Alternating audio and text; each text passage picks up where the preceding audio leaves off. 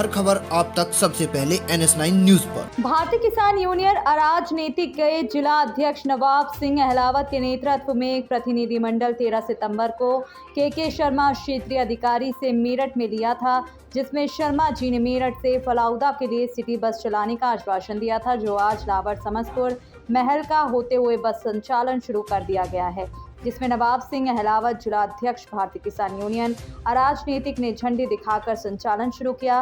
परिवहन विभाग से विजयनंद शर्मा, वरिष्ठ केंद्र प्रभारी कंडक्टर अंकित शर्मा, ड्राइवर अंकित मलिक, क्षेत्र से लोग उपस्थित रहे। असलम प्रधान, अंकित जैन, डॉक्टर मूलचंद सैनी, खालिद कुरैशी, फैजान फलाउदा, राकेश गुप्ता, हारून इस्कान कुरैशी, विकास सुमित, साथ में रहे भाकियू जिला सचिव अरविंद कुमार, मोनू नागर, सुनील बाबा, सहनसर सिंह, शिव कुमार शर्मा, जॉनी, रोशन लाल आदि।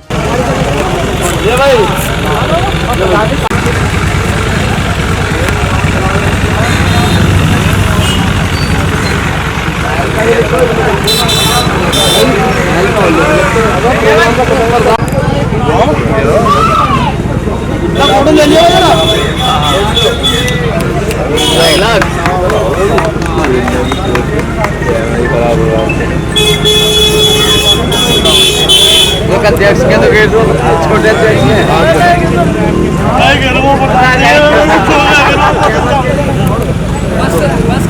कहाँ है वीडियो।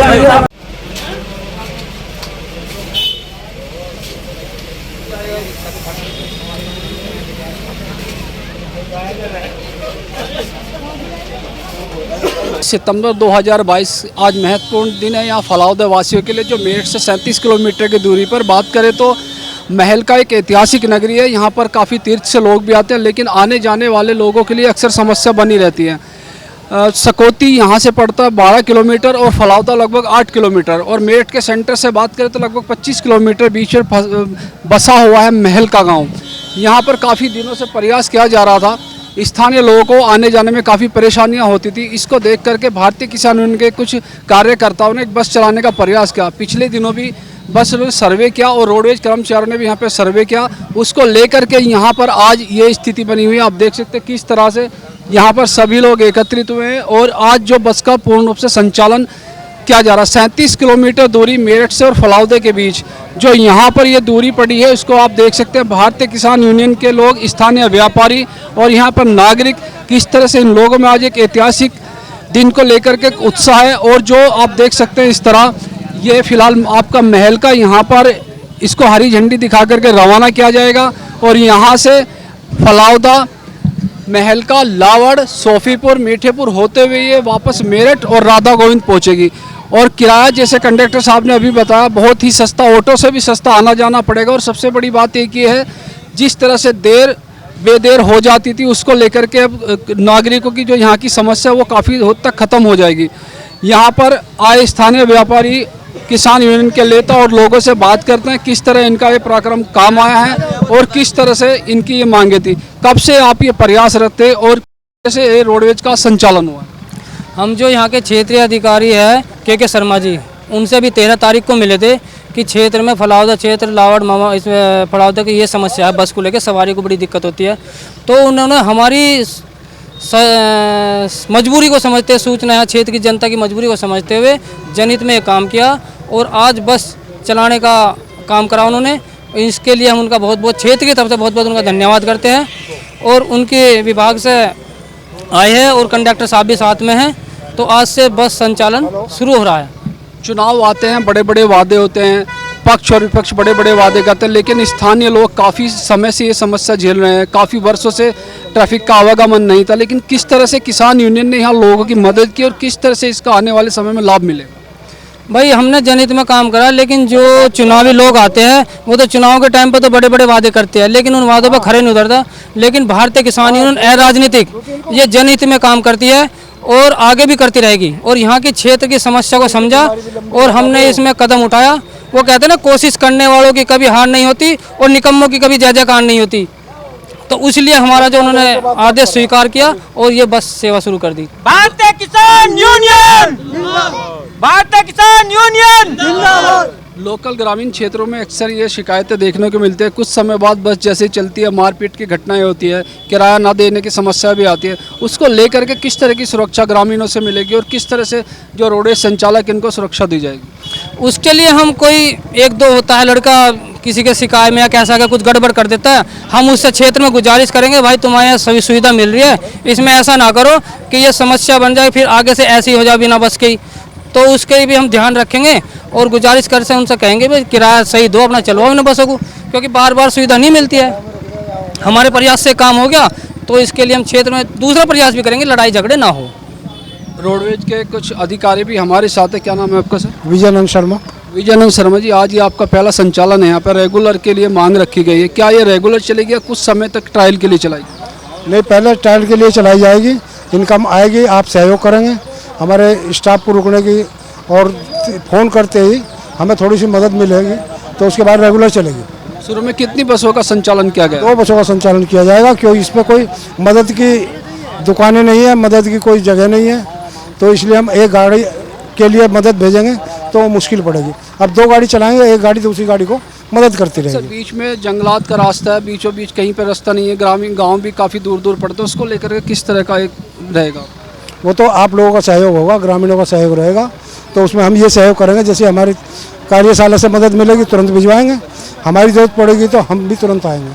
अब लेकिन हमें हमारे स्टाफ को आप लोगों की सहयोग की ज़रूरत पड़ेगी इसमें। किस तरह से इसका किराया रखा है और क्या रूट का वैल्यूएशन रहेगा? सर इसका किराया नॉर्मल है, ऑटो ई रिक्शा से वो भी नॉर्मल है, और जो आप लोग करेंगे वो जो हमारे अधिकारी हैं वो जिस तरीके का करेंगे वो उस तरीके का हम सहयोग करेंगे। अक्सर देखा लोकल देहात क्षेत्र से छात्र और छात्राएं भी बसों में जाती हैं, उसकी सुरक्षा को लेकर के क्या कदम उठाए जाएंगे? अक्सर देखता जाता है बसों में या छेड़छाड़ी कुछ घटनाएं होती हैं, छात्राएं भी जाएंगी, छात्र भी जाएंगे, कुछ असामाजिक तत्व रहते हैं, उसको लेकर के क्या विशेष व्यवस्था रहेगी? सर हमारी जो हमारा स्टाफ है उसकी तरफ से पूरी सहयोग करा जाएगा। उस पर अलावा अदर में कोई रिपोर्ट वगैरह हमारी तरफ से करी जाएगी, जो अगर ये ऐसा कदम उठा किसी का या क्षेत्र का कि कोई हम अपने किसी अधिकारी से कोई हेल्प के लिए। एक महत्वपूर्ण बात जो आपने भी सुनी होगी, यहाँ पर जो किराया रखा गया है वो ई रिक्शा या टेम्पो से भी कम रखा गया। यहाँ पर स्थानीय व्यापारी नेता भी हमारे साथ हैं, बात करते हैं उनसे किस तरह का ये संचालन है कि लोकल लोगों को, क्षेत्रीय लोगों को मदद मिलेगी आने जाने में। यहाँ पे बस चलने से बहुत बड़ा फ़ायदा होगा। हमारे लोग यहाँ से परेशान रहते थे, मेरठ जाने के लिए 2-3 बार सवारी बदलनी पड़ती थी, अब रोडवेज के सहयोग से हम लोग सीधे डायरेक्ट मेरठ जाएंगे। व्यापारियों को और ग्रामीणों को बहुत बड़ा फ़ायदा मिलेगा इसमें।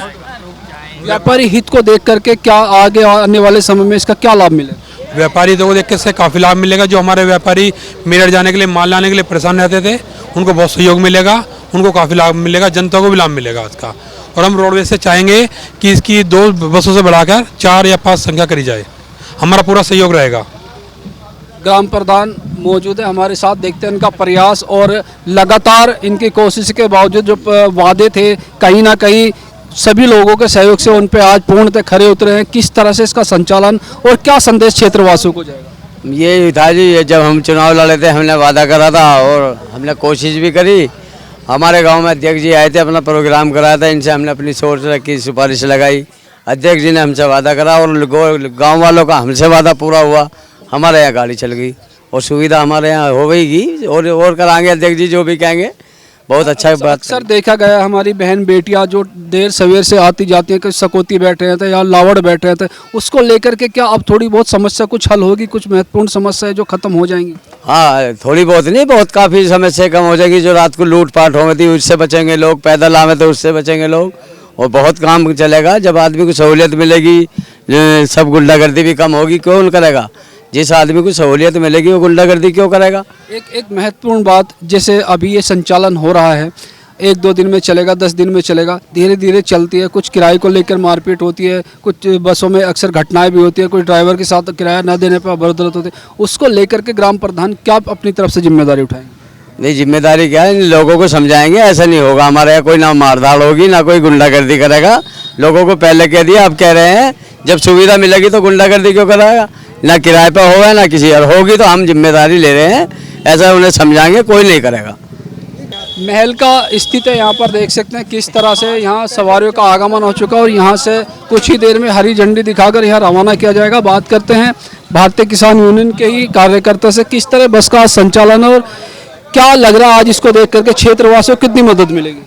इसमें काफ़ी मदद मिलेगी क्षेत्र वालों को। जो बच्चे सुबह के टाइम जाते थे, जो कोचिंग जाते वक्त या स्कूल जाते वक्त जो लेट हो जाते थे, वे लेट नहीं हो पाएंगे। पहले क्या था कि यहाँ से ऑटो से रिक्शा जाया करते थे, लेकिन बहुत बड़ी दिक्कत थी उसके साथ, क्योंकि उसमें किसी में पंचर हो गया या फिर किसी किराए को लेकर झकझक होती थी, फिर किराया बहुत महंगा था। उस चीज़ से बहुत चीज़ सहूलियत मिलेगी यहाँ पर आने जाने के लिए, और यहाँ के सभी ग्रामीण वासियों को बहुत अच्छा ये संचालन हुआ है, बहुत बढ़िया हुआ है। इसके लिए हम किसान यूनियन के आभारी हैं, और हम किसान यूनियन में इस काम को आगे बढ़ाते रहेंगे। और हमारी गुजारिश है पूरे क्षेत्रवासियों से, कोई गुंडागर्दी ना करे, कोई इस चीज़ पे मारपीट या कोई किराए को लेकर ना किसी तरीके से व्यवस्था को खराब करे। किस तरह से संचालन रहेगा बस का, क्या लंबे समय तक चल पाएगा? हाँ जी, पूरा हमारी तरफ से प्रयास रहेगा कि इस प्रयास को दूर तक चलाया जाए, लंबे समय तक चले, और हमारा भी पूरा सहयोग रहेगा विभाग के लिए कि इस सुविधा का हमें ज़्यादा से ज़्यादा लाभ मिल सके, और आगे भी इसका पूरा हमारा सहयोग रहेगा कि हम इसे अपनी तरफ से भी पूरा कोऑपरेट करेंगे। हर खबर आप तक सबसे पहले NS9 न्यूज पर।